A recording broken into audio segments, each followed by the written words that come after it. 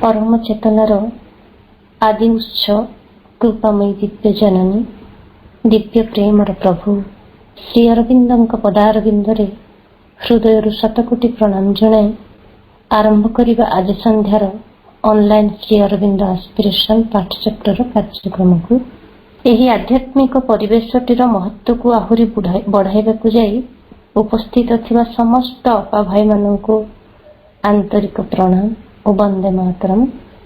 कार्यक्रम प्रारंभ रे मां निकटरे ध्यान पूर्वक मंत्रमयी सावित्री उच्चारण जहाँ को उच्चारण करने आज आम गहन रे उपस्थित अछंती केन्द्रापड़ारू राजकिशोर भाई।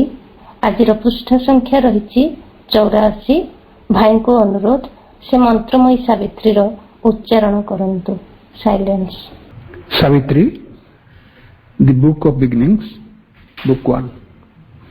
And the lightning bareness of a free soul force, all once impossible dimmed could now become a natural limb of possibility, a new domain of normalcy supreme. An almighty occultist erect in space, this seeming outward world which tricks the sense. He weaves his hidden threads of consciousness. He builds bodies for his shapeless energy.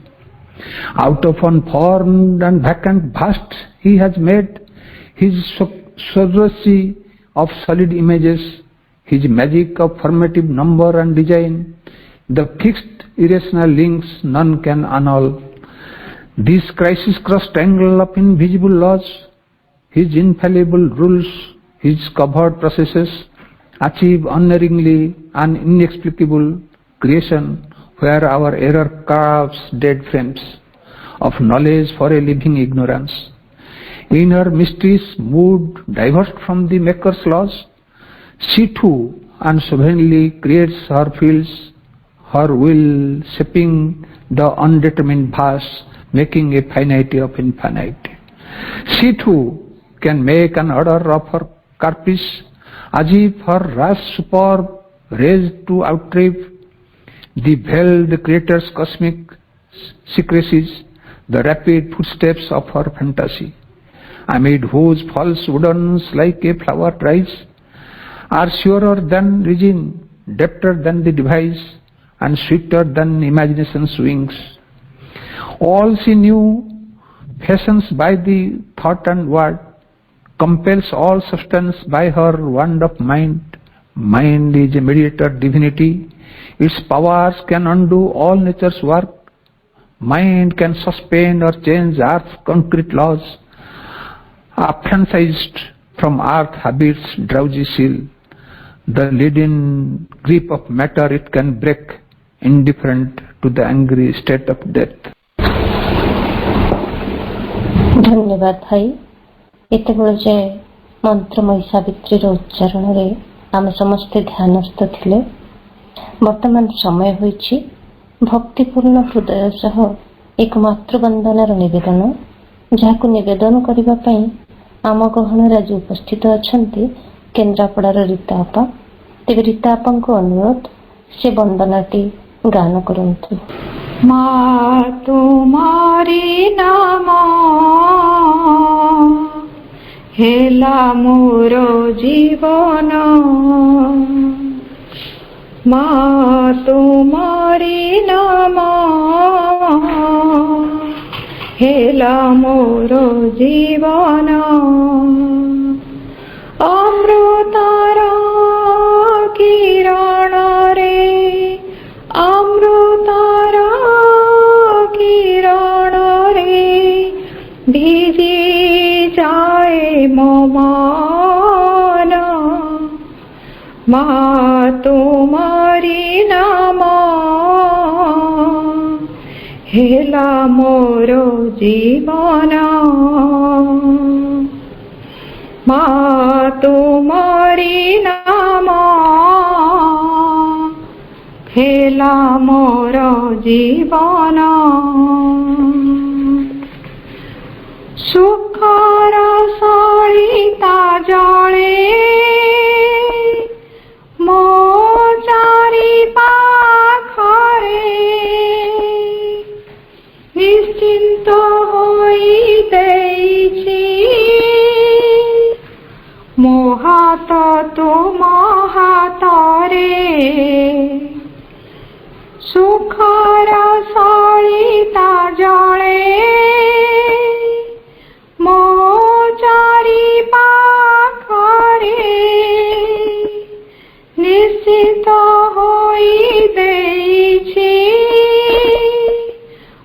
हाथ तुम हातरे सारा गरम देखे सपन सारा गरम देखे सपन पाई तुम मधुपान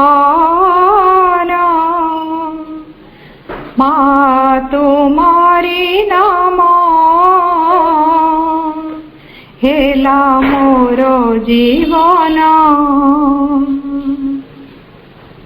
माँ तुम्हारी नाम हेला मोर जीवन मोर हृदय आकाशरे तुम श्रुति चंद हसे मोर हृदय आकाशरे तुम श्रुति चंद हसे पुलकित है मने दिव्य पुष्प केते बासे तुम स्नेह मिलन रे तुम स्नेह मिलन रे भूली जाए मोमान माँ तुम्हारी नाम हेला मोर जीवन माँ तुम्हारी नाम हेला मोर जीवन अमृतर किरण रे अमृतर किरण रे भिजी जाए मोमान माँ तुम्हारी नाम हेला मोर जीवन माँ तुम्हारी नाम हेला मोर जीवन माँ ସତରେ ଏହି ମଧୁର ମା ନାମ ହିଁ ତ ସବୁରି ହୃଦୟର ପୂର୍ଣ୍ଣ ଭରସା। ଧନ୍ୟବାଦ ଅପା, ଆପଣଙ୍କ ସୁକୋମଳ ସ୍ୱରରେ ମା ନାମ ଉଚ୍ଚାରଣ ପରିବେଶଟିକୁ ଆହୁରି ଭକ୍ତିମୟ କରିପାରିଛି। ବହୁତ ବହୁତ ଧନ୍ୟବାଦ ଅପା। ବର୍ତ୍ତମାନ ସମୟ ହୋଇଛି ଆଲୋଚନାଟିର ଉପସ୍ଥାପନ ପାଇଁ। କଲେକ୍ଟେଡ୍ ୱାର୍କସପ୍ ମଦର ଭଲ୍ୟୁମ୍ 3ର ବିଷୟବସ୍ତୁକୁ ନେଇ ଧାରାବାହିକ ଭାବେ କୋତପାଡ଼ରୁ ପ୍ରତାପ ଭାଇ ଆଲୋଚନା କରି ଆସୁଛନ୍ତି। ବର୍ତ୍ତମାନ ପ୍ରତାପ ଭାଇଙ୍କୁ ଅନୁରୋଧ କରୁଛି ସେ ତାଙ୍କର ବିଷୟବସ୍ତୁକୁ ଉପସ୍ଥାପନ କରନ୍ତୁ। ଭାଇ। ଶ୍ରୀମାତା ଶରଣମ୍ ମମ, ଶ୍ରୀ ଅରବିନ୍ଦ ଶରଣମ୍ ମମ ଏବଂ ଉପସ୍ଥିତ ସମସ୍ତ ମାତୃ ସନ୍ତାନ ମାନେ। ଟପିକଟି ହେଉଛି ଚୈତ୍ୟ ଉପସ୍ଥିତି ଏବଂ ଚୈତ୍ୟ ସତ୍ତା, ଜାତିଗତ ଶ୍ରେଷ୍ଠତାର ପ୍ରକୃତ ଉତ୍ସ। ଏ ବିଷୟରେ ମା ଯେଉଁ ଆଲୋଚନା କରୁଛନ୍ତି 1930 ଆଉ 31 ମସିହାରେ ଯେଉଁ ଆଲୋଚନାଟି କରିଥିଲେ, ଯାହାକି କଲେକ୍ଟେଡ୍ ୱାର୍କସ ଅଫ୍ ମଦରଙ୍କର 3ୟ ନମ୍ବର ଭଲ୍ୟୁମର 242 ନମ୍ବର ପେଜ ଓଡ଼ିଆରେ ସେଇଠି ଅଛି। ସେଇଟା ହିଁ ଆଜିର ଆଲୋଚନାର ବିଷୟବସ୍ତୁ। ଏଠି ମା କହୁଛନ୍ତି ଜୀବମାନଙ୍କର ଜଗତରେ କ୍ରମାର୍ଦ୍ଧ ଭାବରେ ଯେଉଁ ବିବର୍ତ୍ତନ ଚାଲିଛି ତାହାରି କ୍ଷେତ୍ରରେ ଚୈତ୍ୟ ସତ୍ତା ବୋଲି ନ କହି ଚୈତ୍ୟ ଉପସ୍ଥିତି ବୋଲି କହିଲେ ତାହା ଅଧିକ ନିର୍ଭୁଲ ହେବ। ଆମେ କଥା ପ୍ରସଙ୍ଗରେ ଆମେ କହୁ ମୋ ଭିତରେ ଚୈତ୍ୟ ସତ୍ତା ଅଛନ୍ତି ଏବଂ ପ୍ରତ୍ୟେକ ଜୀବ ଭିତରେ ଚୈତ୍ୟ ସତ୍ତା ଅଛନ୍ତି ବୋଲି, କିନ୍ତୁ ମା କହୁଛନ୍ତି ସତ୍ତା ଅର୍ଥ ଯେତେବେଳେ କୌଣସି ଗୋଟେ ସତ୍ତାଟି ପୂର୍ଣ୍ଣ ଅବୟବ ପ୍ରାପ୍ତ ଯେତେବେଳେ ହୁଅନ୍ତି ତାଙ୍କୁ ସତ୍ତା ବୋଲି କୁହାଯାଏ। ଯେମିତି ମା ପେଟରେ ଆମମାନେ 9 ମାସ ରହିଲା ପରେ ଆମେ ଗୋଟେ ପୂର୍ଣ୍ଣାଙ୍ଗ ମଣିଷରେ ପରିଣତ ହଉ,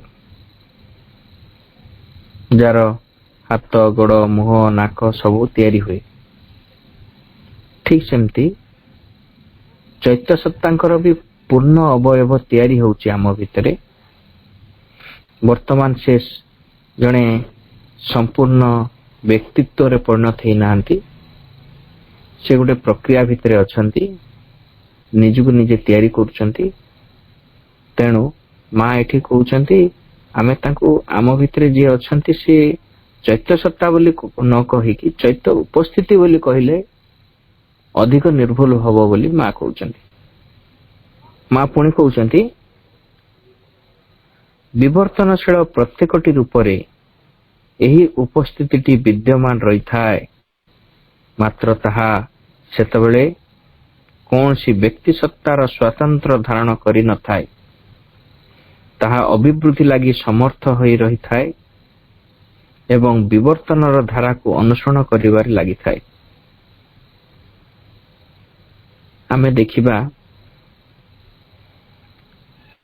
ଯୋଉ ଉଦ୍ଭିଦ ଜଗତ ଥିଲେ ସେଇ ଉଦ୍ଭିଦ ଜଗତ ଭିତରେ ସେଇ ଚୈତ୍ୟ ଗୋଟେ ଛୋଟ ବିନ୍ଦୁ ମାତ୍ର ହେଇକି ଥିଲେ ଏବଂ ପ୍ରାଣିକ ଜଗତ ଯେତେବେଳେ ଆସିଲା ତାଙ୍କର ଟିକେ ଅଭିବୃଦ୍ଧି ଘଟିଲା।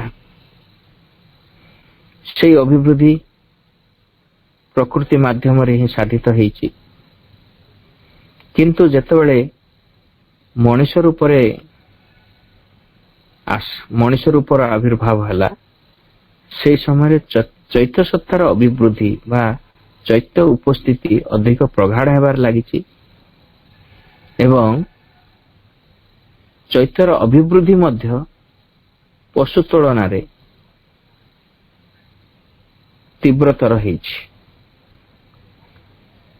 ତେଣୁ ପ୍ରତ୍ୟେକ ଜୀବର ପ୍ରତ୍ୟେକ ରୂପରେ ସେ ଥିଲା। ତାପରେ ମା କହୁଛନ୍ତି ପରମ ଦିବ୍ୟ ଚେତନାର ଯେଉଁ ଅଗ୍ନିକଣାଟି ଏକ ଅଭିବୃଦ୍ଧଶୀଳ ସତ୍ତାର କେନ୍ଦ୍ର ରୂପେ କାର୍ଯ୍ୟ କରିବାକୁ ଅଭିପ୍ରେତ ହୋଇ ରହିଥାଏ, ତାହା ଆପଣାକୁ ତାହାରି ଚାରି ପାଖରେ ହିଁ କ୍ରମେ ଆକୃତ କରି ଆଣୁଥାଏ ଏବଂ ଶେଷରେ ଏକ ସ୍ୱତନ୍ତ୍ର ବ୍ୟକ୍ତି ରୂପ ଲାଭ କଲା ପରେ ତାହା ହିଁ ଚୈତ୍ୟ ସତ୍ତାରେ ପରିଣତ ହୁଏ। ସେ ଗୋଟେ ସ୍ୱତନ୍ତ୍ର ବ୍ୟକ୍ତି ସତ୍ତାରେ ପରିଣତ ହୁଏ, ତାର ଗୋଟେ ସ୍ୱତନ୍ତ୍ରତା ରହେ। ସେ ହେଉଛନ୍ତି ଆମ ଭିତରେ ଗୋଟେ ବ୍ୟକ୍ତିତ୍ୱ ଭଗବାନ ଚାହିଁଛନ୍ତି ସେ ହିଁ ଅନେକ ହେବେ। ସେ ଅନେକଙ୍କ ଭିତରେ ଯୋଉ ସ୍ୱତନ୍ତ୍ରତା ରହିଥାଏ, ସେଇ ଅନେକତ୍ୱ ଯୋଉ ରହିଥାଏ, ସେ ହେଉଛନ୍ତି ଗୋଟେ ଗୋଟେ ଚୈତ୍ୟ ସତ୍ତା। ଏବଂ ଚୈତ୍ୟ ସତ୍ତା କଣ କରୁଛନ୍ତି? ସେ ଧୀରେ ଧୀରେ ନିଜ ଆକୃତି ନିଜେ ତିଆରି କରୁଛନ୍ତି ଏବଂ ଏମିତି ଗୋଟେ ଉପାଦାନକୁ ତାଙ୍କ ଚାରିଆଡେ ତିଆରି କରୁଛନ୍ତି, ଫଳରେ ସେ ଗୋଟେ ବିଙ୍ଗ ବା ସତ୍ତାରେ ପରିଣତ ହେବେ, ଗୋଟିଏ ସ୍ୱତନ୍ତ୍ର ବ୍ୟକ୍ତିତ୍ୱରେ ପରିଣତ ହେବେ। ସେତେବେଳକୁ ହିଁ ଆମେ କହିପାରିବା କି ଚୈତ୍ୟ ସତ୍ତା ବୋଲି। ଯଦି ଏବଂ ଯେତେବେଳେ ଊର୍ଦ୍ଧ୍ୱରୁ ଏକ ସତ୍ତା ବା ବ୍ୟକ୍ତିତ୍ୱ ସହିତ ତାହାର ଏକ ସମ୍ମିଳନ ଘଟେ, ସେତେବେଳେ ଯାଇ ତାହା ପୂର୍ଣ୍ଣତା ପ୍ରାପ୍ତ ହୁଏ, ଆପଣାର ପୂର୍ଣ୍ଣତାକୁ ଉପଲବ୍ଧି କରେ।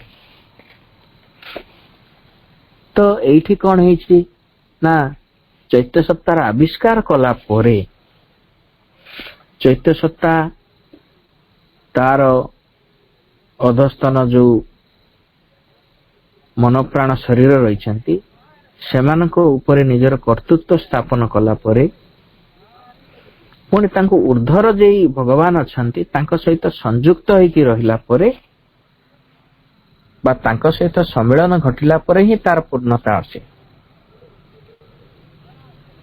ଏବଂ ମା କହୁଛନ୍ତି ମନୁଷ୍ୟ ସ୍ତରରୁ ଯେତେ ତଳକୁ ଯେଉଁ ଜୀବମାନେ ଅଛନ୍ତି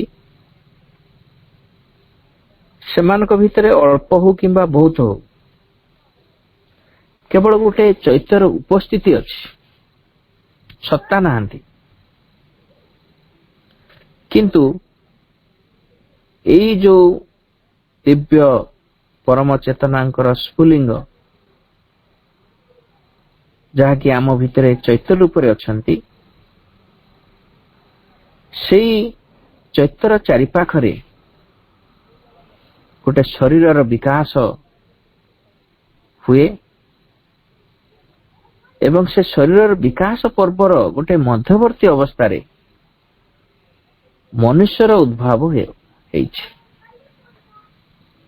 ଏବଂ ଏଇ ମନୁଷ୍ୟ ଯେତେବେଳେ ତାକୁ ନେଇ ଧୀରେ ଧୀରେ ଅଭିବୃଦ୍ଧି ଧାରାରେ ଅଭିବୃଦ୍ଧି ଲାଭ କରୁଛି, କିଛି ବ୍ୟକ୍ତିତ୍ୱ ତାକୁ ନେଇକି ପରିପୂର୍ଣ୍ଣତା ଲାଭ କରୁଛନ୍ତି, ଯୋଉମାନଙ୍କ ଭିତରେ ଗ୍ରହଣଶୀଳତା ଅଛି, ଯୋଉ ଭିତରେ ଖୋଲି ହେବାର ଶକ୍ତି ଅଛି, ଉନ୍ମୋଚନ ହେବାର ଶକ୍ତି ଅଛି, ସେତେବେଳେ ସେମାନେ ଊର୍ଦ୍ଧ୍ୱରୁ ଆସୁଥିବା କେତେକ ନିର୍ଦ୍ଦିଷ୍ଟ ସତ୍ତାଙ୍କ ସହିତ ନିଜକୁ ନେଇ ମିଶେଇ ଦିଅନ୍ତି, ସଂଯୁକ୍ତ କରିଦିଅନ୍ତି। ଫଳରେ କଣ ହୁଏ, ଏହି ପୃଥିବୀରେ ଏକ ପ୍ରକାର ଦିବ୍ୟ ମାନବତ୍ୱର ସୃଷ୍ଟି ହୁଏ,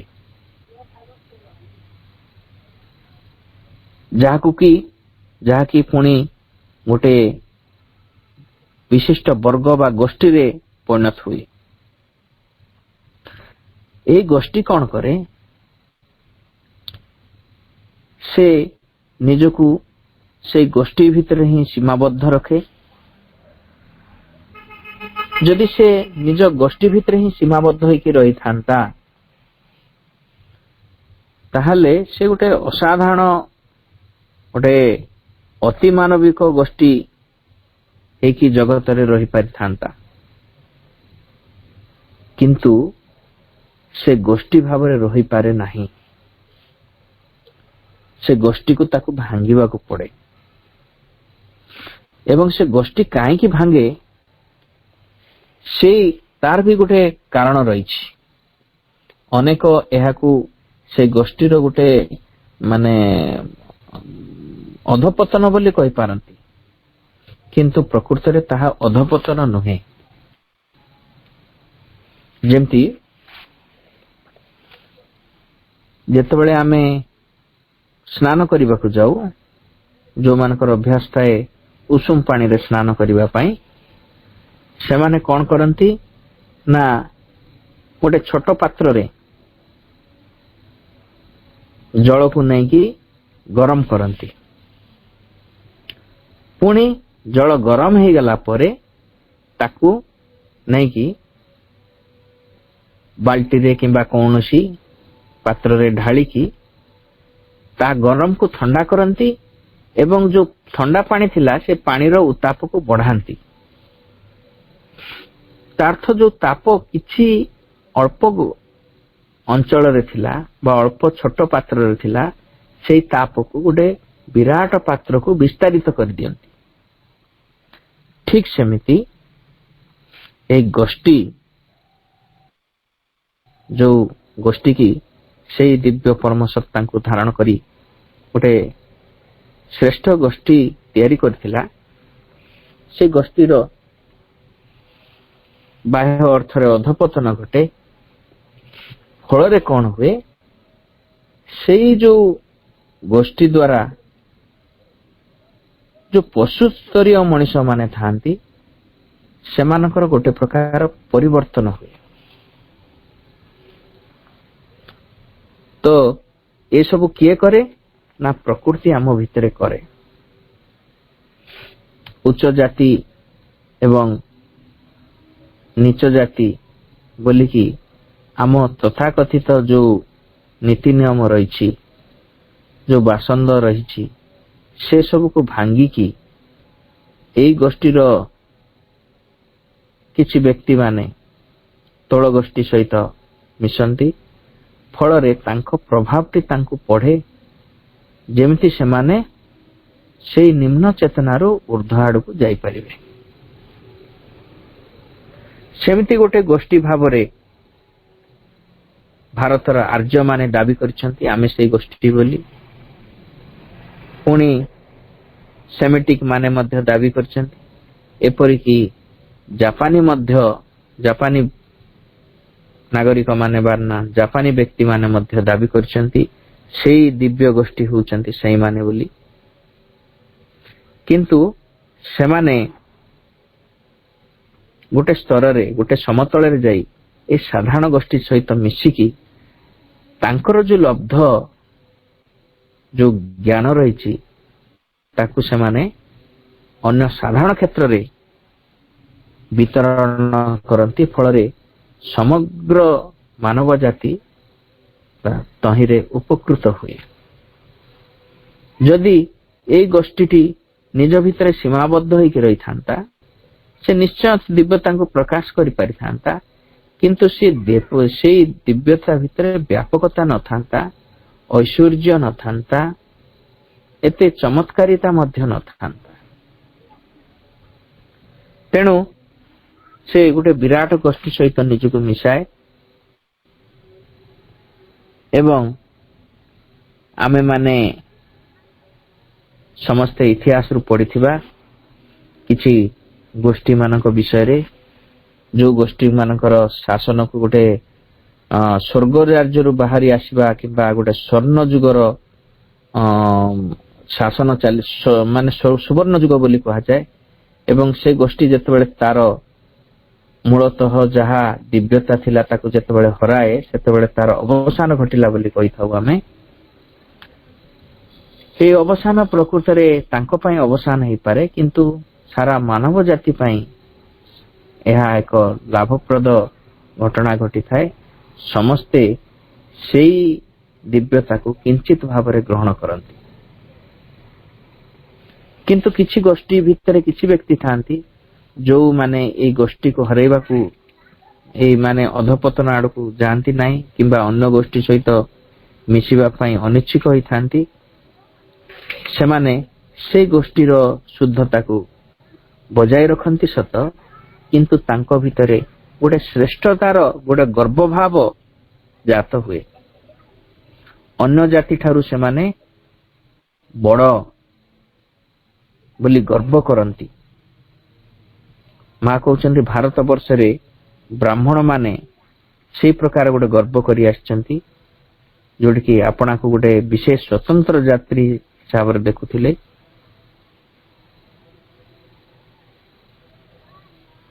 କିନ୍ତୁ ମା କହୁଛନ୍ତି ମାତ୍ର ବର୍ତ୍ତମାନ ଏପରି କୁହାଯାଇ ପାରିବ ନାହିଁ ଯେ ମନୁଷ୍ୟ ଜାତି ଭିତରେ ଏବେ ଏପରି କୌଣସି ଗୋଟିଏ ଅଂଶ ରହିଛି ଯାହାକି ଗୋଟା ସୁଦ୍ଧା ପଶୁ ସ୍ତରୀୟ ହୋଇ ରହିଛି।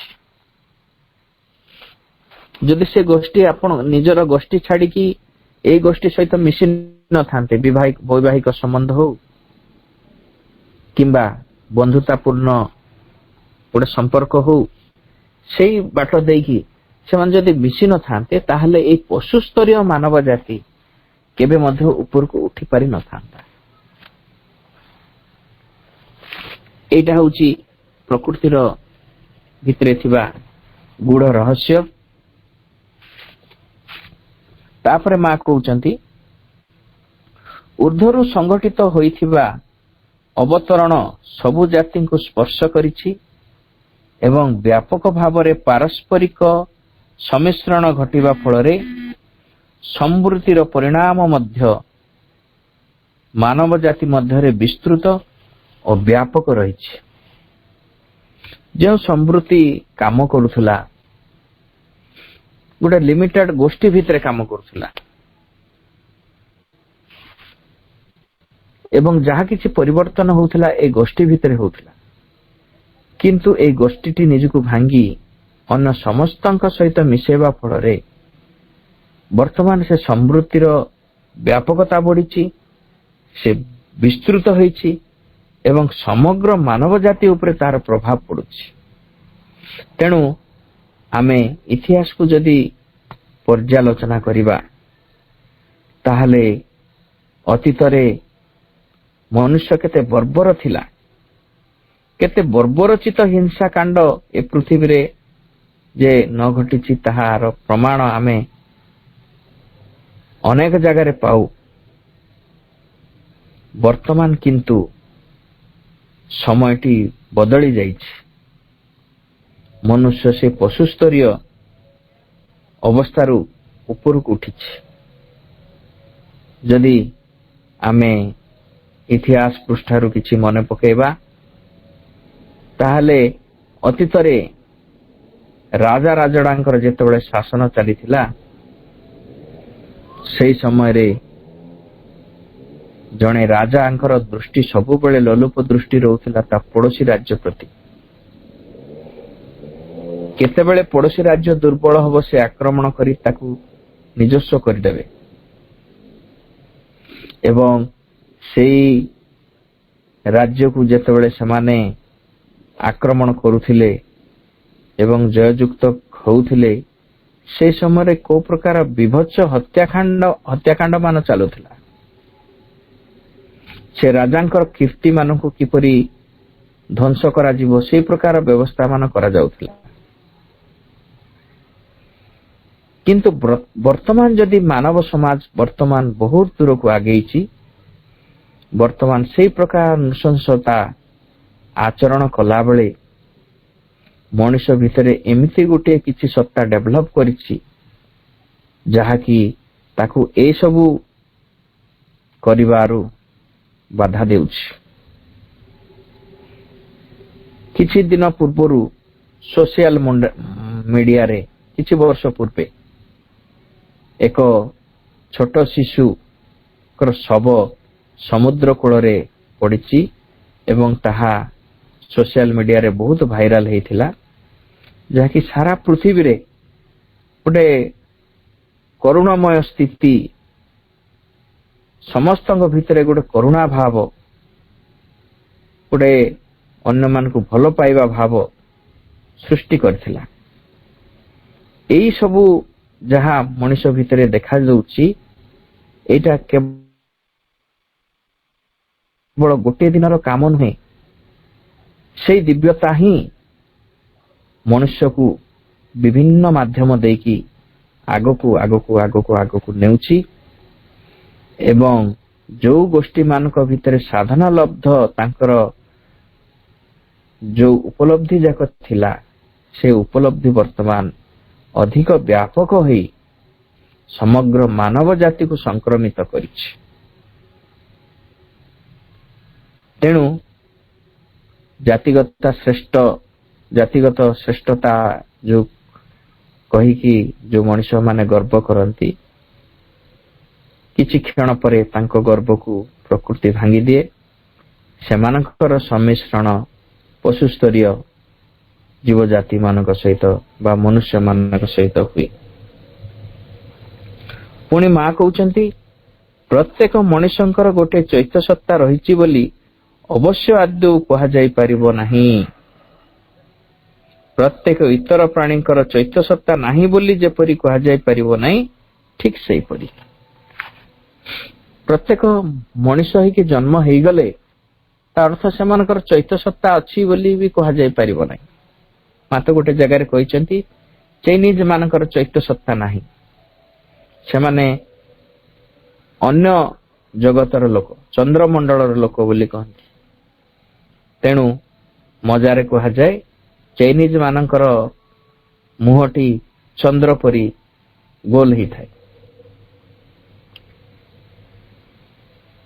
ତ ଯେମିତି ସବୁ ମଣିଷଙ୍କ ପାଖରେ ଚୈତ୍ୟ ସତ୍ତା ନାହିଁ, ଠିକ ସେମିତି ସବୁ ଇତର ପ୍ରାଣୀ ପାଖରେ ଚୈତ୍ୟ ସତ୍ତା ନାହିଁ ବୋଲି ବି କୁହାଯାଇ ପାରିବ ନାହିଁ। ଯେଉଁ ଯେଉଁ ଇତର ପ୍ରାଣୀ ଗୁଡ଼ିକ ମଣିଷ ସଂସ୍ପର୍ଶରେ ଆସିଛନ୍ତି ସେମାନଙ୍କ ଭିତରେ ଥିବା ଚୈତ୍ୟ ସତ୍ତାର ଉନ୍ମେଷ ଘଟିଛି। ଚୈତ୍ୟ ସତ୍ତା ସେମାନଙ୍କର ଜାଗରିତ ହେଉଛି। ଯେମିତି ମାଙ୍କ ପାଖରେ ବିଭିନ୍ନ ପଶୁ ମାନେ ଥିଲେ, ମାଙ୍କର ବିଲେଇଟିଏ ଥିଲା।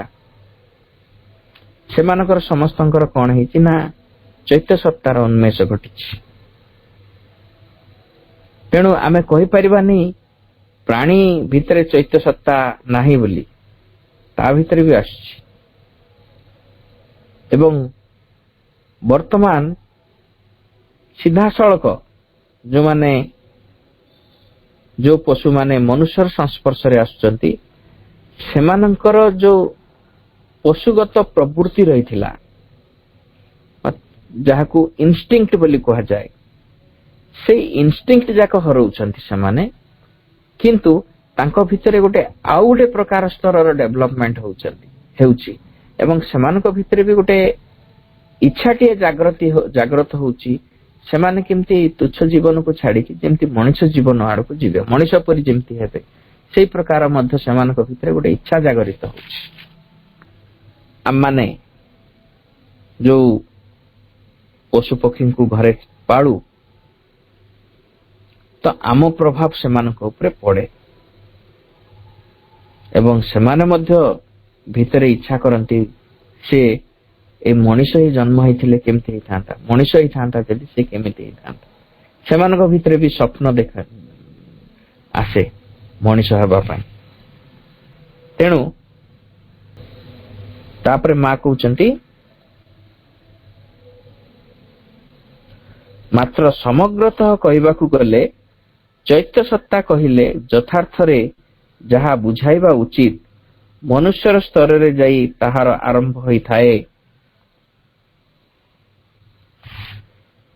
ତ ମା କହୁଛନ୍ତି ଠିକ ଅଛି, ପଶୁ ମାନଙ୍କର ବି ଚୈତ୍ୟ ସତ୍ତା ଅଛି,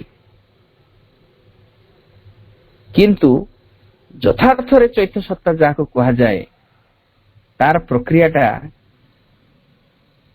ମଣିଷ ରୂପ ଯେତେବେଳେ ଆସେ ସେଇ ସମୟରୁ ଆରମ୍ଭ ହୁଏ। ତେଣୁ ମା କହୁଛନ୍ତି ଗୋଟିଏ କାଥୋଲିକ ମାନେ କୁହନ୍ତି କେବଳ ମନୁଷ୍ୟ ମାନଙ୍କର ହିଁ ଆତ୍ମା ଅଛି। ସେଇଭଳି ଭାବରେ ସେମାନେ କଣ କରନ୍ତି ନା ଘୋଷଣା କରନ୍ତି ମନୁଷ୍ୟର ହିଁ କେବଳ ଆତ୍ମା ରହିଛି, ଆଉ କାହାର ନୁହେଁ। ମା କହୁଛନ୍ତି କେବଳ ମନୁଷ୍ୟ ମଧ୍ୟରେ ହିଁ ଚୈତ୍ୟ ସତ୍ତା ସେତିକି ଦୂର ଯାଏ ବିକାଶ ଲାଭ କରିବାର ସମ୍ଭାବନାଟି ମହଜୁଦ ରହିଛି, ଯାହା ଫଳରେ କି ତାହା ପରିଶେଷରେ ଅବତୀର୍ଣ୍ଣ ହୋଇ ଆସୁଥିବା ଏକ ସତ୍ତା ଅର୍ଥାତ୍ ଉର୍ଦ୍ଧ୍ୱରୁ ଆସୁଥିବା ଏକ ଦିବ୍ୟତା ସହିତ ସଂଯୁକ୍ତ ଓ ମିଳିତ ହେଇପାରିବ। ସେଇ ମିଳିତ ହେବାର ସାମର୍ଥ୍ୟ କେବଳ ମଣିଷ ପାଖରେ ଅଛି। ପଶୁ ସ୍ତରରେ ଚୈତ୍ୟ ସତ୍ତା ଅଛି, କିନ୍ତୁ ସେ ଉର୍ଦ୍ଧ୍ୱସ୍ଥ ସତ୍ତା ମାନଙ୍କ ସହିତ ତା ମିଳନ ଘଟି ପାରିବ ନାହିଁ। ଏବଂ ଏଥିରେ ମା ତାଙ୍କ ଇଏଟାକୁ ଶେଷ କରିଛନ୍ତି। ତାପରେ ନେକ୍ସଟ ଚାପ୍ଟରକୁ ଯାଉଛନ୍ତି, ସେଇଟା ବିଶ୍ୱାସ। ସେ ଚାପ୍ଟରର ହେଡିଂ ହଉଛି ବିଶ୍ୱାସ। ତ ମା ଏଇଠି ବିଶ୍ୱାସ କଣ ତାକୁ ବୁଝେଇବାକୁ ଚାହୁଁଛନ୍ତି। ମା କହୁଛନ୍ତି ବାହ୍ୟ ଚେତନାର ଯାବତୀୟ ବୋଧ ହୁଏତ ଚୈତ୍ୟର ଯାବତୀୟ ବୋଧକୁ ଅସ୍ୱୀକାର କରିପାରେ। ଆମ ପାଖରେ ଦି ପ୍ରକାର ବୁଝାମଣାଟିଏ ଅଛି, ଦି ପ୍ରକାର ବୁଝିବାଟା ଅଛି। ଚୈତ୍ୟ ଗୋଟେ ପାଖରେ ବୁଝୁଛି ଏବଂ ଆମର ବାହ୍ୟ ଯୋଉ ଚେତନାରେ ଯୋଉ ମନଟିଏ ରହିଛି ସେ ଗୋଟେ ଅଲଗା ପ୍ରକାରେ ବୁଝୁଛି। ଏବଂ ଏ ବାହ୍ୟଟି ଚୈତ୍ୟକୁ ଅସ୍ୱୀକାର କରିପାରେ, ମନା କରିଦେଇପାରେ, ଏଇଟା ସତ ନୁହେଁ ବୋଲି କହିପାରେ। କିନ୍ତୁ ଦେଖାଯାଏ ଏ ମନ କିଛି ଜାଣିନାହିଁ। ପ୍ରକୃତ ଜ୍ଞାନ ରହିଛି ଚୈତ୍ୟ ପାଖରେ, ଯଥାର୍ଥ ଜ୍ଞାନ ରହିଛି ଚୈତ୍ୟ ପାଖରେ। ଏବଂ এই ଚୈତ୍ୟ ପାଖରେ ଯେମିତି ଗୋଟେ ଚୈତ୍ୟର ସହଜାତ ଏଇଟା ରହିଛି, ଏଇ ଜ୍ଞାନଟି ରହିଛି, ସେମିତି ଆମକୁ ବୁଝିବାକୁ ହବ। ଯଥାର୍ଥ ଏବଂ ସମ୍ବୋଧିଗତ ଜ୍ଞାନ ବୋଲି ବୁଝିବାକୁ ହବ। ଚୈତ୍ୟ ସତ୍ତା କହୁଛି ମୁଁ ପ୍ରକୃତରେ ଜାଣିଛି, ମୁଁ ତାହାର କୌଣସି କାରଣ ଦର୍ଶାଇ ପାରିବି ନାହିଁ ସତ, ମାତ୍ର ମୁଁ ପ୍ରକୃତରେ ଜାଣିଛି। ଚୈତ ସତ୍ତା ପ୍ରକୃତରେ ଜାଣିଛି, କିନ୍ତୁ ତାର ପ୍ରମାଣ ଦେଇପାରିବନି ସେ, କିମ୍ବା ତାକୁ ବାହାରେ ଦର୍ଶାଇ ପାରିବ ନାହିଁ, କିନ୍ତୁ ସେ ପ୍ରକୃତରେ ଜାଣିଛି। ଏବଂ ମା କହୁଛନ୍ତି ଯୋଉଟା ଆମକୁ ଜ୍ଞାନ ବୋଲି କହୁ ସେଇଟା କେବଳ ଗୋଟିଏ ମାନସିକ ଜ୍ଞାନ ନୁହେଁ, ଯୋଉଟା କି ମାନସିକ ଜ୍ଞାନ କଣ କରେ, ଗୋଟେ ବାହ୍ୟ ଅନୁଭବ ଉପରେ ଆଶ୍ରୟ କରିକି ଥାଏ। ଯେହେତୁ ମୁଁ ଏମିତି ଅନୁଭବ କରୁଛି ତେଣୁ ଏଇଟା ସତ ବୋଲିକି ତା ପାଖରେ ଯୁକ୍ତିଟିଏ ଥାଏ। ଯେମିତି ମନେକର ଆମେ ଦେଖିବା ମୃତ୍ୟୁ ଉପରକୁ ଦେଖିବା, ମନ କଣ କହିବ, ମୃତ୍ୟୁ ସତ୍ୟ ନା ଅମୃତତ୍ଵ ସତ୍ୟ? ମନର ବିଚାରରେ ବା ଆମର ବାହ୍ୟ ଚେତନାର ବିଚାରରେ ସେ ଦେଖିବ ଯେକୌଣସି ମଣିଷ ଜନ୍ମ ହେଲେ ସେ ନିଶ୍ଚୟ ମୃତ୍ୟୁ ମୁଖରେ ପଡୁଛି, କିଏ ଜଲ୍ଦି ହଉଛି କିଏ ଡେରିରେ ହଉଛି, କିନ୍ତୁ ଯିବାଟା ନିଶ୍ଚିତ। ତାହେଲେ ସେ ଗୋଟେ ସିଦ୍ଧାନ୍ତରେ ପହଞ୍ଚିବ କି ମୃତ୍ୟୁ ହଉଛି ଚରମ ସତ୍ୟ। କିନ୍ତୁ ଚୈତ୍ୟ ପାଖରେ ଯେ ପହଞ୍ଚିବ ତାର ତ ମୃତ୍ୟୁର ହିଁ ଅନୁଭୂତି ନାହିଁ, ତା ଭିତରେ ଅନୁଭବଟିଏ ଅଛି, ମୁଁ ରହିଥିଲି, ରହିଛି ଏବଂ ରହିବି ମଧ୍ୟ। ତେଣୁ ମୃତ୍ୟୁ ତା ପାଖରେ ଗୋଟିଏ ପୋଷାକ ପରିବର୍ତ୍ତନ ତୁଲ୍ୟ ଏବଂ ମରିଗଲେ ସବୁ ସରିଗଲା ସେ ପ୍ରକାର ଅନୁଭୂତି କେବଳ ମନର ଅଛି, କିନ୍ତୁ ଚୈତ୍ୟର ନାହିଁ। ଚୈତ୍ୟ ସବୁବେଳେ ଅଛି ବୋଲି ତା ଭିତରେ ଅନୁଭବଟିଏ ଥାଏ। ତାହେଲେ ପ୍ରକୃତରେ କିଏ ଠିକ କଥା କହୁଛି କେତେବେଳେ ଆମେ ଜାଣିପାରିବା, ଯେତେବେଳେ ଚୈତ୍ୟ ସ୍ଥିତିରେ ଆମେ ଯାଇକି ପହଞ୍ଚିବା। ସେଇ ସ୍ଥିତିରେ ଯାଇକି ପହଞ୍ଚିଲେ ଆମେ ଜାଣିବା ପ୍ରକୃତ ସତଟି କଣ। ନିରାକାର ଭାଇ ସୁନ୍ଦର ଏକ୍ସାମ୍ପଲଟିଏ ଦିଅନ୍ତି, ଯେମିତି ପଥରକୁ ଗଛ ବିଷୟରେ କହିଲେ କିଛି ବୁଝିପାରିବନି, ତାକୁ ଗଛ ହେଲେ ଯାଇ ସେ ଗଛ କଣ ବୁଝିପାରିବ। ସେମିତି ଗଛ ପଶୁ ବିଷୟରେ କିଛି ବୁଝିପାରିବନି, ପଶୁର କିଛି ଆକ୍ଟିଭିଟିକୁ ସେ ଯେତେବେଳେ ପଶୁ ହବ ସେ ସମୟରେ ବୁଝିପାରିବ। ଠିକ ସେମିତି ପଶୁ ମାନେ କ୍ରିକେଟ ଖେଳ କଣ ବୁଝିପାରିବେନି। କ୍ରିକେଟ ଖେଳ ଜାଣିବାକୁ ହେଲେ ପଶୁ ମଣିଷ ହେବାକୁ ପଡିବ। ଠିକ ସେମିତି ଏଇ ପ୍ରକାର ଆଧ୍ୟାତ୍ମିକ ଜୀବନ କଣ ଜଣେ ସାଧାରଣ ମଣିଷ ଜାଣିପାରିବନି, ଏହାକୁ ଅଭ୍ୟାସ କରିବାକୁ ପଡିବ, ତାହେଲେ ସେ ଜାଣିପାରିବ। ଠିକ ସେମିତି ଜଣେ ଚୈତ୍ୟରେ ଯେ ପର୍ଯ୍ୟନ୍ତ ପହଞ୍ଚି ପାରି ନାହିଁ ସେ ପର୍ଯ୍ୟନ୍ତ ସେ ଏ ଅମୃତତ୍ୱକୁ ଅନୁଭବ କରିପାରିବ ନାହିଁ। ତେଣୁ ମନ ଗୋଟେ ତଳସ୍ତରର ସତ୍ୟ କହିଲା ବେଳେ ଚୈତ୍ୟ ଗୋଟେ ଚରମ ସତ୍ୟକୁ କହୁଛି। ତେଣୁ ସେ ପ୍ରମାଣ କିଛି ଦେଇପାରିବ ନାହିଁ। ମନ ଯଦି ପ୍ରଶ୍ନ କରେ ଯଦି ଅମୃତତ୍ୱ ସତ ତାହେଲେ ଏମିତି କଣ ପ୍ରମାଣ ଦିଅ କି ଯିଏ କି ମୃତ୍ୟୁ ମୁଖରେ ନ ପଡିଛି। ବର୍ତ୍ତମାନ କ୍ଷେତ୍ରରେ ତାର ପ୍ରମାଣ ନାହିଁ, କିନ୍ତୁ ମା ଏସୁରେନ୍ସ ଦେଇଛନ୍ତି ଏମିତି ଦିନ ଆସିବ ଯେତେବେଳେ ଏହା ପ୍ରମାଣିତ ହବ। ଏପରିକି ନିହାତି ଅନ୍ଧ ବ୍ୟକ୍ତି ମଧ୍ୟ ତାକୁ ଜାଣିପାରିବ। ଏହି ରୂପାନ୍ତର ଫଳରେ ଆମର ଏହି ସ୍ଥୂଳ ଦେହଟି ଅମୃତତ୍ୱରେ ପରିଣତ ହେବ, ତାକୁ ମୃତ୍ୟୁ ସ୍ପର୍ଶ କରିବ ନାହିଁ, ତାହା ଦିନେ ପ୍ରମାଣିତ ହେବ। କିନ୍ତୁ ବର୍ତ୍ତମାନ ଆମ ପାଖରେ ଯାହା ଅଛି ସେଟା ଗୋଟେ ସମ୍ବୋଧିଗତ ଜ୍ଞାନ, ଆମ ଭିତରେ ଗୋଟେ ବୋଧ ଏଇଟା ହିଁ ସତ, ମୃତ୍ୟୁ ସତ ନୁହେଁ ବୋଲି ଆମ ଭିତରେ ଯୋଉ ଜ୍ଞାନଟି ରହିଛି ସେ ଜ୍ଞାନ ହେଉଛି ସମ୍ବୋଧିଗତ, ଅର୍ଥ ଆମ ଚୈତ୍ୟ ସତ୍ତା ତାକୁ ଉପଲବ୍ଧି କରି ସାରିଛି, ବାହ୍ୟ ସତ୍ତା ଭିତରେ ତାହା ଝାପ୍ସା ଭାବରେ କଣ ହେଇଛି ନା ପ୍ରତିଷ୍ଠିତ ହେଇଛି, ସମ୍ପୂର୍ଣ୍ଣ ଭାବେ ପ୍ରତିଷ୍ଠିତ ହେଇନି। ଯେତେବେଳେ ସମ୍ପୂର୍ଣ୍ଣ ଭାବରେ ପ୍ରତିଷ୍ଠିତ ହେଇଯିବ, ଆମ ବାହ୍ୟ ସତ୍ତା ମଧ୍ୟ ସେ ତହିଁରେ ବିଶ୍ୱାସ କରିବ। ପୁଣି ମା କହୁଛନ୍ତି, ବିଶ୍ୱାସ କହିଲେ ସେଇ ଆତ୍ମାର କ୍ଷେତ୍ରରେ ହିଁ ଏକ କ୍ରିୟାତ୍ମକତାକୁ ବୁଝାଏ। ଆତ୍ମାର ଜ୍ଞାନ ସର୍ବଦା ସ୍ୱତଃପ୍ରେରିତ ଏବଂ ଅପରୋକ୍ଷ ହୋଇ ରହିଥାଏ। ତ ବିଶ୍ୱାସ ଯାହାକୁ ଆମେ କହୁ, ଏଟା ଆତ୍ମାର ପରିସରଭୁକ୍ତ ଆମ ଭିତରେ ଏବଂ ସ୍ୱତଃ ପ୍ରେରିତ, କୌଣସି କାରଣ ନାହିଁ ତାର। ପୁଣି କହୁଛନ୍ତି, ଏପରିକି ଯଦି ସାରା ପୃଥିବୀ ଅସ୍ୱୀକାର କରୁଥାଏ ଏବଂ ତାର ବିରୁଦ୍ଧରେ ହଜାର ପ୍ରମାଣ ବି ଆଣି ବାଢି ଦେଉଥାଏ, ତଥାପି ଆପଣାର ଏକ ଅନ୍ତର୍ଗତ ଜ୍ଞାନ ଦ୍ୱାରା ପ୍ରେରିତ ହୋଇ ହିଁ ତାହାକୁ ସତ୍ୟ ବୋଲି ଜାଣେ। ଏକ ଅପରୋକ୍ଷ ଅନୁଭବ ଦ୍ୱାରା ତାହାକୁ ସତ୍ୟ ବୋଲି ଜାଣେ, ଯାହାକି ଯେକୌଣସି ଅନ୍ୟ ପ୍ରମାଣ ସମ୍ମୁଖରେ ମଧ୍ୟ ଆପଣାକୁ ବଳବତ୍ତର ରଖିପାରେ। ଏଇଟା ହଉଛି ବିଶ୍ୱାସ। ସେ ବିଶ୍ୱାସର ବିରୋଧରେ ହଜାରେ ପ୍ରମାଣ ପହଞ୍ଚେଇ ଦେଲେ ମଧ୍ୟ ସେ ବିଶ୍ୱାସକୁ ଟଳେଇ ପାରେ ନାହିଁ। ସାବିତ୍ରୀ ସତ୍ୟବାନଙ୍କୁ ଯେତେବେଳେ ଯମରାଜ ଧରିକି ଯାଉଛନ୍ତି, ସାବିତ୍ରୀଙ୍କ ଭିତରେ ସେଇ ବିଶ୍ୱାସରୁ ଆହୁରି ଟିକେ ଊର୍ଦ୍ଧ୍ୱତର ଜିନିଷ ସର୍ଟିଟ୍ୟୁଡ ଅଛି, ମାନେ ନିଶ୍ଚିତତା ରହିଛି,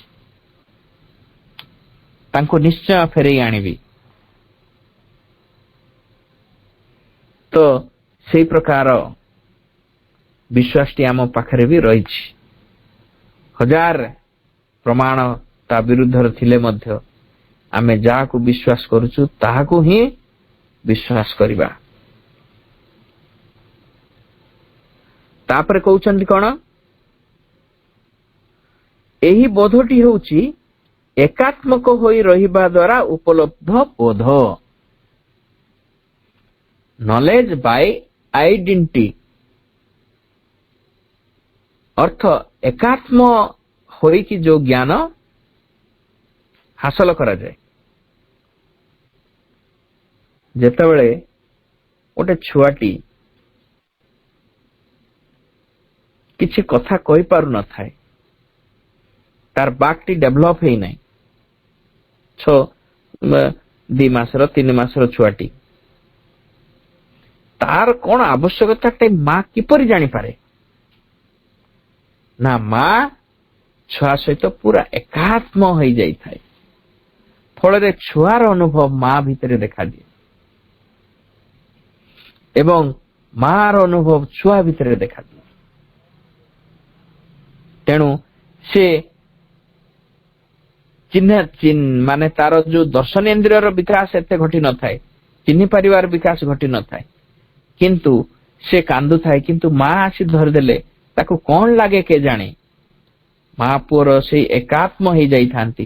ଫଳରେ ସେ ଗୋଟେ ଆଶ୍ୱସ୍ତି ଅନୁଭବ କରେ, ଗୋଟେ ଆରାମ ଅବସ୍ଥା ଅନୁଭବ କରେ ଏବଂ ସେ ଶାନ୍ତ ହେଇଯାଏ। ଠିକ ସେମିତି এই ବିଶ୍ୱାସ ହେଉଛି ଗୋଟିଏ ଏକାତ୍ମଲବ୍ଧ ଜ୍ଞାନ।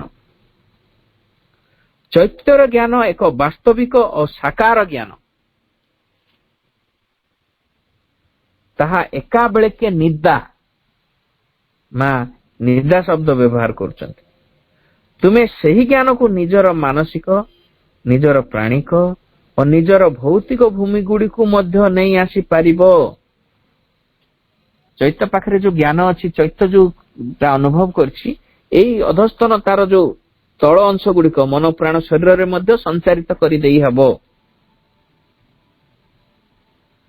ଏବଂ ସେତେବେଳେ ତୁମର ଏକ ସମଗ୍ର ବିଶ୍ୱାସ ଅର୍ଜନ ହୋଇପାରିଲା ବୋଲି କୁହାଯାଇ ପାରିବ। ଯେତେବେଳେ ଏହି ବିଶ୍ୱାସଟି ଏଇ ମନ ପ୍ରାଣ ଶରୀର ଭିତରେ ସଞ୍ଚାରିତ ହେଇଯାଇପାରିବ, ସେତେବେଳେ କୁହାଯିବ ତମର ବିଶ୍ୱାସଟି ସମଗ୍ର ହେଇଛି ବୋଲି, ସାମଗ୍ରିକ ବିଶ୍ୱାସ ବୋଲି କୁହାଯାଇପାରିବ। ଏହି ବିଶ୍ୱାସ ପର୍ବତକୁ ମଧ୍ୟ ଟଳାଇ ଦେଇପାରିବ। ମାତ୍ର ସେଥିଲାଗି ତୁମର ସତ୍ତା ଭିତରେ ଏପରି କୌଣସି ଉପାଦାନ ନଥିବ ଯାହାକି ବାହାରକୁ ବାହାରି ଆସି ନା ଏକଥା ମୋଟେ ସେପରି ନୁହେଁ ବୋଲି କହିବାକୁ ମନ କରୁଥିବ ବା ଏକ ପରୀକ୍ଷା ଲାଗି ତୁମକୁ କହୁଥିବ। ପ୍ରତ୍ୟେକ ଗୋଟେ ବିଶ୍ୱାସରେ ସମସ୍ତେ ଅନୁସ୍ପନ୍ଦିତ ହେଉଥିବେ। ସେ ପ୍ରକାର ଅବସ୍ଥା ଯଦି ତିଆରି ହେଲା, ଅସମ୍ଭବ ବୋଲି କିଛି ବି ତା ପାଖରେ ରହିବ ନାହିଁ। ପର୍ବତକୁ ବି ସେ ଟଳେଇ ଦେଇପାରିବ। ଏତେ ଟିକିଏ ଅର୍ଦ୍ଧବିଶ୍ୱାସ ଦ୍ୱାରା ମଧ୍ୟ ତୁମେ ସବୁ କିଛିକୁ ନଷ୍ଟ କରିଦେଇ ପାରିବ। ତା ଭିତରେ ଅଳ୍ପ ଟିକେ ଅର୍ଦ୍ଧବିଶ୍ୱାସ ବି ରହିଲା, ତାହେଲେ ସବୁ କିଛି ନଷ୍ଟ ହେଇଯାଇପାରିବ। ଅମୃତ ଭଣ୍ଡାରରେ ଗୋଟେ କ୍ଷୀରରେ ଗୋଟିଏ ଡ୍ରପ କିରୋସିନ, ଯାହା ବିଶୁଦ୍ଧ କ୍ଷୀରରେ ଗୋଟିଏ ଡ୍ରପ କିରୋସିନ ଯଦି ପଡିଗଲା, ତାହେଲେ ସେ କ୍ଷୀରଟି କିରୋସିନ ବାସ୍ନା ହୁଏ। ଠିକ ସେମିତି ଟିକେ ବି ଅର୍ଦ୍ଧବିଶ୍ୱାସ ଆମକୁ କଣ କରେ? ସବୁ କିଛିକୁ ନଷ୍ଟ କରିଦେଇପାରେ। ଆମର ବିଶ୍ୱାସ ପୂର୍ଣ୍ଣ ଅବିଚଳ ନ ହୋଇ ପାରିଲେ ପରମ ସର୍ବୋଚ୍ଚ ସତ୍ତା ପ୍ରକାଶିତ ହୋଇପାରିବେ କିପରି? ପ୍ରକାଶିତ ହେବା ପାଇଁ ଆମର ସମ୍ପୂର୍ଣ୍ଣ ବା ସାମଗ୍ରିକ ବିଶ୍ୱାସ ଦରକାର। ଯଥାର୍ଥ ବିଶ୍ୱାସ ସର୍ବଦା ହିଁ ଏକ ଅବିଚଳ ବିଶ୍ୱାସ ହୋଇ ରହିଥାଏ। ତାହା ସ୍ୱଭାବତଃ ଅବିଚଳ ହୋଇ ରହିଥାଏ, କାରଣ ତାହା ନ ହେଲେ ତାକୁ ମୋଟେ ବିଶ୍ୱାସ ବୋଲି କୁହାଯିବ ନାହିଁ। ବିଶ୍ୱାସ ବୋଲି କୁହାଯିବ ନାହିଁ ଯଦି ସେ ଥରକୁ ଥର ବଦଳୁଥାଏ। ଅବିଚଳ ଭାବରେ ନ ରହିଛି, ତାହେଲେ ଥରକୁ ଥର ଯଦି ବଦଳୁଥାଏ, ତାହେଲେ ତାକୁ ବିଶ୍ୱାସ ବୋଲି କୁହାଯାଇ ପାରିବ ନାହିଁ। ମାତ୍ର ହୁଏତ ଏପରି ବି ଘଟିପାରେ ଯେ ଆମର ମନ, ପ୍ରାଣିକ ଅଥବା ଶରୀର ଚୈତ୍ୟ କ୍ରିୟାତ୍ମକତାଟିକୁ ଅନୁସରଣ କରିପାରନ୍ତି ନାହିଁ। ଚୈତ୍ୟ ଯୋଉ ବିଶ୍ୱାସ କରୁଥାଏ, ତାକୁ ଏଇ ମନ, ପ୍ରାଣ, ଶରୀର ଅନୁସରଣ କରି ନ ପାରନ୍ତି। ତଥାପି ଚୈତ୍ୟର ବିଶ୍ୱାସ କେବେ ବି ଭାଙ୍ଗିଯାଏ ନାହିଁ। ଜଣେ ବ୍ୟକ୍ତି ହୁଏତ ଜଣେ ଯୋଗୀ ପାଖକୁ ଆସିପାରେ ଏବଂ ତାର ହୁଏତ ହଠାତ୍ ଏହି ବିଶ୍ୱାସ ହୋଇପାରେ ଯେ ସେଇ ତାକୁ ତାର ଲକ୍ଷ୍ୟ ଯାଏଁ ପଥ ପ୍ରଦର୍ଶନ କରି ନେଇ ପାରିବେ। ତାଙ୍କ ପାଖରେ ପ୍ରକୃତରେ ଜ୍ଞାନ ରହିଛି କି ନାହିଁ ସେ ବିଷୟରେ ସେ କିଛି ଜାଣିନଥାଏ। ଆମେ ମଣିଷମାନେ ଯୋଉ ମା ଶ୍ରୀ ଅରବିନ୍ଦଙ୍କୁ ଗ୍ରହଣ କରିଛୁ, କଣ ତାଙ୍କୁ ବୁଝିକି ଗ୍ରହଣ କରିଛୁ? ତାଙ୍କ ଲେଖା ସବୁ କଣ ଆମର ବୁଝା ହେଇଗଲାଣି? ତାଙ୍କୁ ଦର୍ଶନ ମାତ୍ରକେ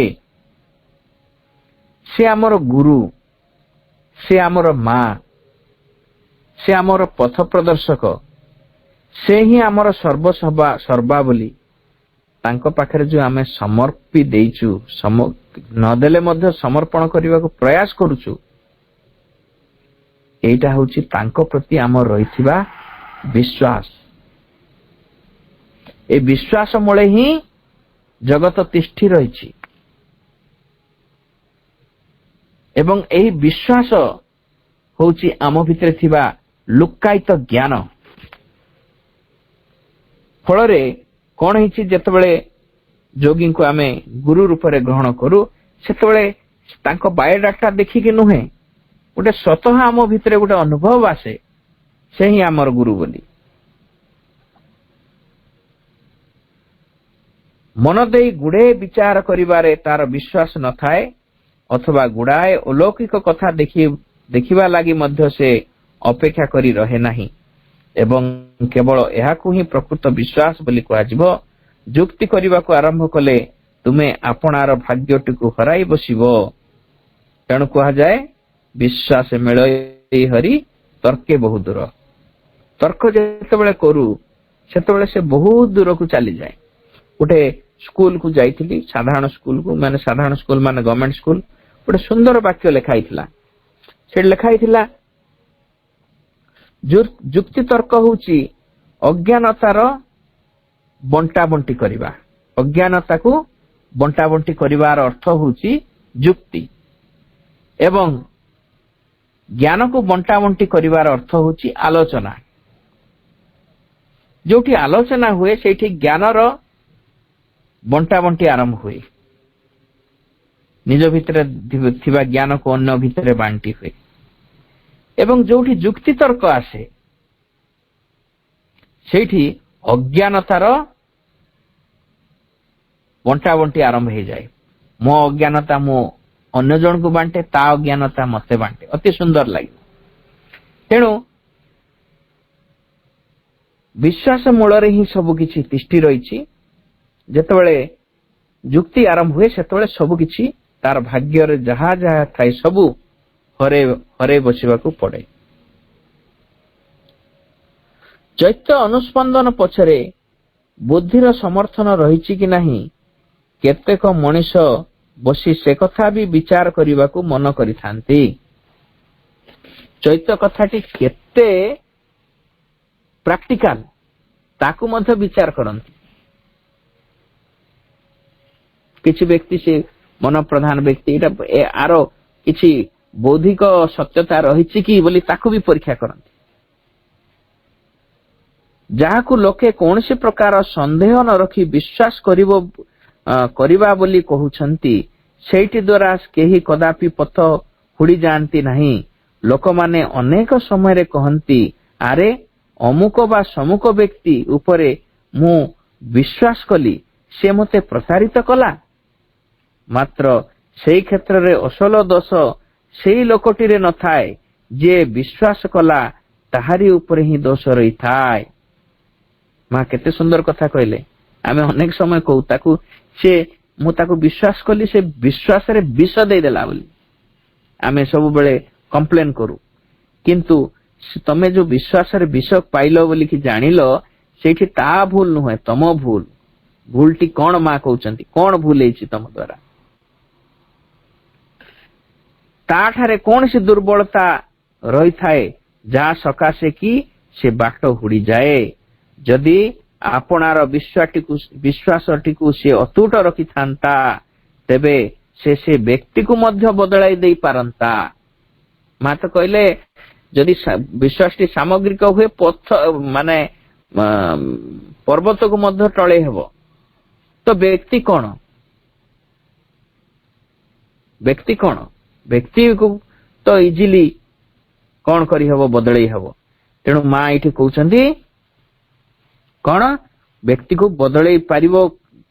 ସେ ତୁମକୁ ପ୍ରତାରଣା କଲା ବୋଲି ଯେତେବେଳେ କହୁଛ, ତୁମ ବିଶ୍ୱାସରେ କୋଉଠି ଟିକେ କିଞ୍ଚିତ କମି ରହିଯାଇଛି, ତେଣୁ ସେ ପ୍ରତାରିତ କଲା ବୋଲି ତମେ ଭାବୁଛ।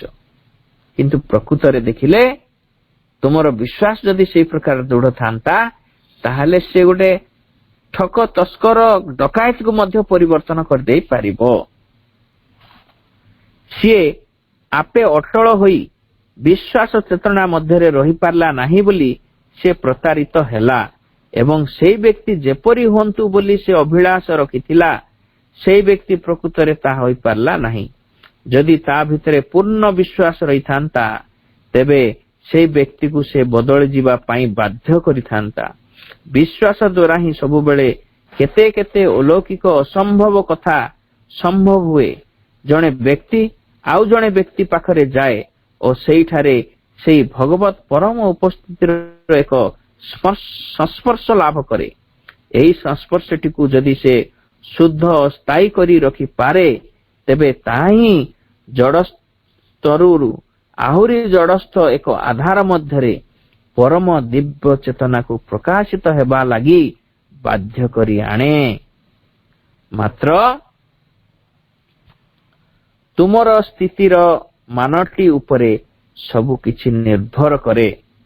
ତୁମର ନିଷ୍ଠା ଏବଂ ଆନ୍ତରିକତା ଉପରେ ନିର୍ଭର କରେ, ଏବଂ ଚୈତ୍ୟର ଚେତନା ସ୍ତରରେ ତୁମେ ଯେତିକି ପ୍ରସ୍ତୁତ ହୋଇ ରହିଥାଅ ଠିକ ସେହି ପରିମାଣରେ ହିଁ ତୁମେ ପ୍ରକୃତ ଉତ୍ସ ଏବଂ ପ୍ରକୃତ ଗୁରୁଙ୍କ ପାଖକୁ ପରିଚାଳିତ ହୋଇଯିବା ଲାଗି ସମର୍ଥ ହୁଅ। ବର୍ତ୍ତମାନ ଅନେକ ବ୍ୟକ୍ତି ଅନେକ ଗୁରୁ କରିଛନ୍ତି, କେମିତି କରିଛନ୍ତି? ସେଇଟା ପ୍ରକୃତ ଜ୍ଞାନ ନୁହେଁ।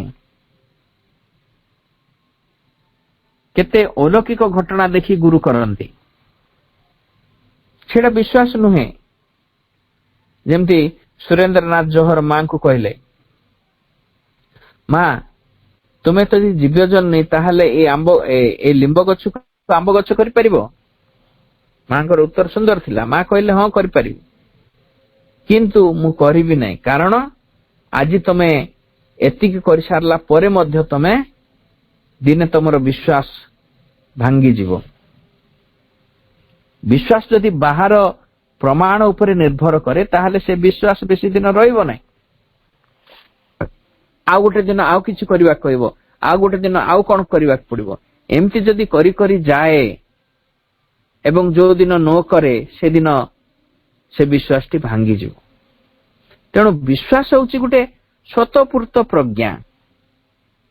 ନିଜ ଭିତରେ କୌଣସି ପ୍ରମାଣ ନଥାଇକି ସେ ଭିତରେ ସ୍ୱତଃପୂର୍ତ୍ତ ଗୋଟେ ଅନୁଭବ ଭିତରେ, ଯେମିତି ଯିଏ ପ୍ରକୃତ ସତ୍ୟକୁ ଦେଖିଛି ଏବଂ ବାହ୍ୟ ଭାବରେ ସେ ଯେମିତି ବିଶ୍ୱାସ ରୂପରେ ବାହାରେ ପ୍ରକାଶିତ ହେଉଛି। ତେଣୁ ମା ପୁଣି କହୁଛନ୍ତି, ଚୈତ୍ୟ ସ୍ତରରେ ଯେ ଯେତେ ପ୍ରସ୍ତୁତ ହେଇଥିବ ସେତେ ପରିମାଣରେ ସେ ପ୍ରକୃତ ଉତ୍ସ ସହିତ ଜଡିତ ହେଇକି ରହିଥିବ ଏବଂ ସେ ତା ପାଖରେ ଥିବା ପ୍ରକୃତ ଗୁରୁଙ୍କ ଦ୍ୱାରା ପରିଚାଳିତ ହେଇପାରୁଥିବ। ଚୈତ୍ୟ ଏବଂ ଚୈତ୍ୟ ସ୍ତରକୁ ବିଶ୍ୱାସ ସର୍ବଦା ନିଷ୍ଠାବନ୍ତ ହୋଇ ରହିଥାଏ। ମାତ୍ର ଯଦି ତୁମର ବାହ୍ୟ ସତ୍ତାଟିର କ୍ଷେତ୍ରରେ କେଉଁଠି ନିଷ୍ଠାର ଅଭାବ ରହିଥାଏ ଏବଂ ଯଦି ତୁମେ ଆଧ୍ୟାତ୍ମିକ ଜୀବନ ପରିବର୍ତ୍ତେ ପ୍ରକୃତରେ ବ୍ୟକ୍ତିଗତ ନାନା କ୍ଷମତା ହାସଲ କରିବା ଲାଗି ଇଚ୍ଛା ରଖିଥାଅ, ତେବେ ତୁମେ ତାହାରି ଦ୍ୱାରା ବେଶ ପଥଚ୍ୟୁତ ହେଇପାରିବ। କିଛି ବ୍ୟକ୍ତି ଆଧ୍ୟାତ୍ମିକ ଜିନିଷ ପ୍ରତି ଆଗ୍ରହୀ ହୁଅନ୍ତି କଣ ପାଇଁ? ନା ଆ ଦ୍ୱାରା ସେମାନେ କିଛି ଶକ୍ତି ଲାଭ କରିବେ ଏବଂ କିଛି କ୍ଷମତା ମଧ୍ୟ ତାଙ୍କ ପାଖକୁ ଆସିବ। ଏଇ ଭାବରେ ସେମାନେ କଣ ହୁଅନ୍ତି? ପଥଚ୍ୟୁତ ହେଇଯାଆନ୍ତି। ସେମାନଙ୍କୁ ଗୋଟେ ଭଲ ମାଡଟି ପଡେ, ମା ସେମିତି ଗୋଟେ ମାଡ ଦିଅନ୍ତି। ସେ ମାଡରେ କଣ ହୁଏ? ଜଣେ ସୁଧୁରି ଯାଏ କିମ୍ବା ତଳି ତଳାନ୍ତ ହେଇଯାଏ। ତେଣୁ ତୁମର ବିଶ୍ୱାସ ନୁହେଁ, କେବଳ ତାହା ହିଁ ତୁମକୁ ବାଟ ହୁଡାଇ ନିଏ। ବିଶ୍ୱାସ କରିଥିଲୁ ସେଇଟା ହୁଡାଇ ନୁହେଁ ତାହା ନୁହେଁ।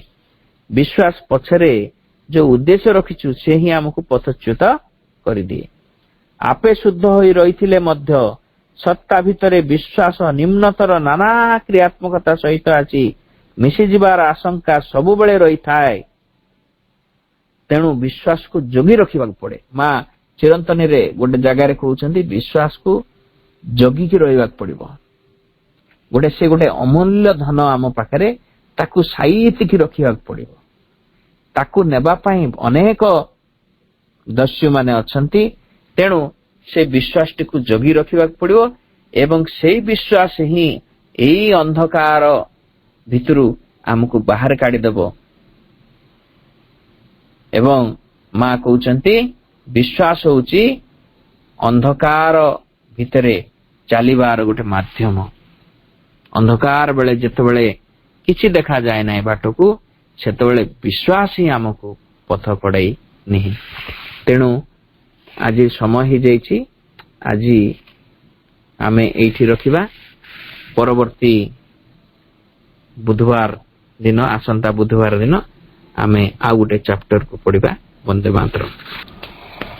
ଚୈତ୍ୟ ସତ୍ତା ଜାଗରଣର ବିଭିନ୍ନ ଅବସ୍ଥା ଓ ବିଶ୍ୱାସ ବୋଧକୁ ନେଇ ଭାଇଙ୍କର ଆଜିର ଆଲୋଚନା ବେଶ ଗ୍ରହଣୀୟ। ତେବେ ଆଜିର କାର୍ଯ୍ୟକ୍ରମକୁ ମାଙ୍କ ଚରଣରେ ସମର୍ପିତ କରିଦେବା ଏବଂ କାର୍ଯ୍ୟକ୍ରମର ବିରତି ଘୋଷଣା ପୂର୍ବରୁ ମାଙ୍କ ମ୍ୟୁଜିକ ସହିତ କିଛି ସମୟ ଧ୍ୟାନ।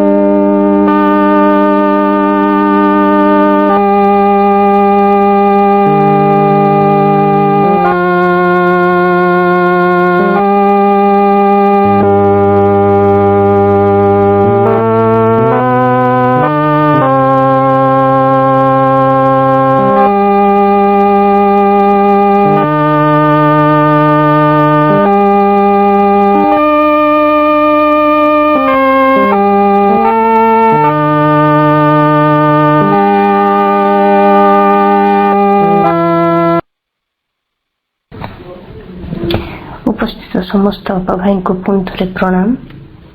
माँ और प्रभु को अनेक अनेक कृतज्ञता और हृदय प्रणाम तथा भाई को प्रणाम जनाई कार्यक्रम विरति घोषणा करुछु। कार्यक्रम ओभर, समस्त को पर ओभर।